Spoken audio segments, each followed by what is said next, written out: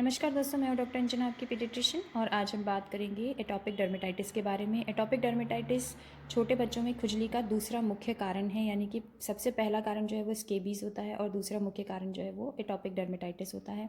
आज हम इसके सिम्टम्स क्या हैं, बच्चों में ये कितनी खुजली करता है और किस तरह से हम इसको ट्रीट कर सकते हैं, कौन कौन सी मेडिसिन दे सकते हैं और उन मेडिसिन को देने से पहले हमें किन चीज़ों का ध्यान रखना चाहिए, इन सब टॉपिक्स के बारे में हम आज डिस्कस करेंगे। तो आइए सबसे पहले हम जानते हैं इसके सिम्टम्स के बारे में।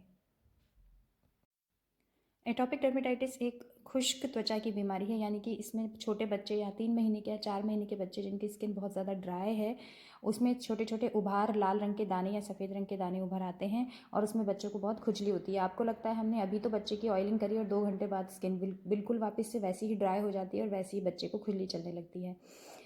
इस तरह के जो दाने होते हैं, सफ़ेद और लाल दाने और खुजली वाले दाने, ये या तो शरीर पर, चेहरे पर, गर्दन पर, थाइस के इनर वाले पार्ट्स में या एल्बो के इनर वाले पार्ट्स में भी हो सकते हैं और उनमें खुजली बहुत ज़्यादा होती है। इतनी ज़्यादा होती है कि बच्चा खुजा खुजा के खून निकाल लेता है कई बार। अगर बहुत ज़्यादा सीवियर फॉर्म की एटॉपिक डर्मेटाइटिस हो तो उसमें स्वेलिंग हो सकती है और उसमें से ऊजिंग भी हो सकती है, उसमें से कोई सा फ्लूइड भी निकल सकता है। इसके कारण क्या हैं, कारण जानने की कोशिश करते हैं।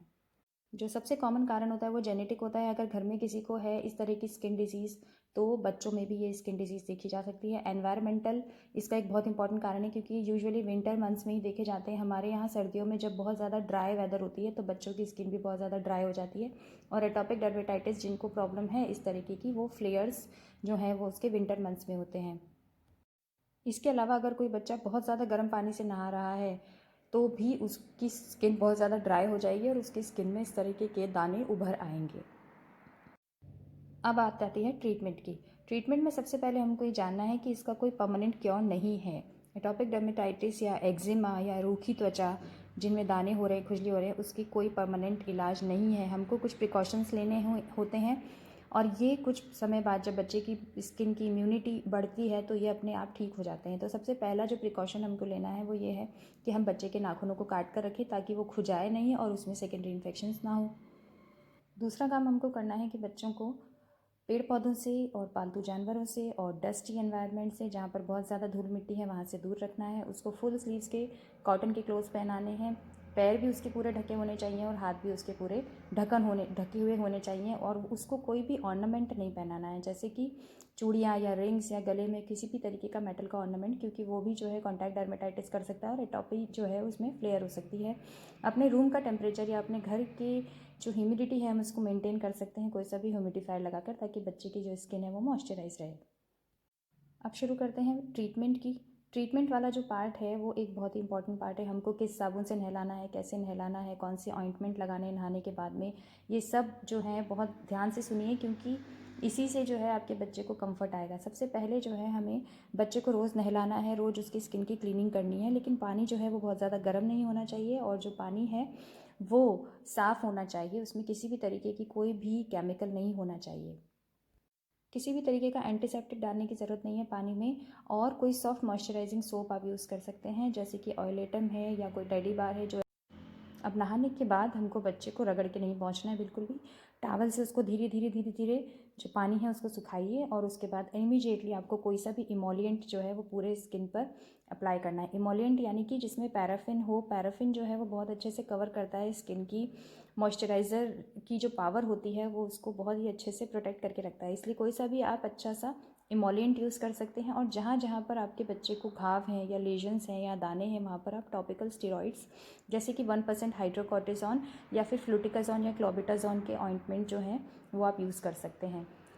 स्टेरॉइड्स जो हैं वो हम बहुत लंबे समय तक यूज़ नहीं करते हैं। वो हम एक दिन में एक बार फॉर 2 वीक्स और फिर उसके बाद एक दिन छोड़ के एक दिन 2 वीक और फिर उसके बाद धीरे धीरे धीरे धीरे हमको टेपर करना है स्टेरॉइड्स को, क्योंकि स्टेरॉइड्स अगर बहुत लंबे समय तक हम यूज़ करते हैं तो स्किन की एट्रोफी हो जाती है। हाइड्रोकॉर्टिसोन, क्लोबिटाजोन, फ्लूटिकाजोन जो है ये मॉडरेटली पोटेंट स्टेरॉइड्स हैं, इसलिए बहुत ज़्यादा इनके साइड इफ़ेक्ट्स नहीं होते हैं बच्चों में। और जहाँ पर आपकी स्किन बहुत ज़्यादा ख़राब हो रही है या जहाँ पर बहुत ज़्यादा दाने हो रहे हैं, सिर्फ वहीं पर ही आपको ये स्टेरॉइड्स यूज़ करने हैं। अगर शरीर के कुछ जगहों पर कहीं इन्फेक्शन हो गया है, जैसे कोई फंगल इन्फेक्शन है या फिर कोई बैक्टीरियल इन्फेक्शन है, तो वहाँ पर हमें एंटीबायोटिक और एंटी फंगल ऑइंटमेंट्स लगाने हैं। उससे जो बच्चे की स्किन है जहाँ पर इन्फेक्शन है वो इन्फेक्शन हील हो जाएगा, और फिर जो बहुत ज़्यादा खुजली हो रही है, बहुत ज़्यादा दर्द बच्चे को किसी पर्टिकुलर जगह पर हो रहा है, तो वो नहीं होगा। एंटी फंगल जैसे कि क्लॉट्रिमज़ोल है वो लगा सकते हो, और एंटी बैक्टीरियल जैसे कि टी बैक्टे या म्यूपिरोसिन के ऑइंटमेंट से वो बेस्ट होते हैं, एंटी बैक्टीरियल इफेक्ट उनका बहुत अच्छा होता है।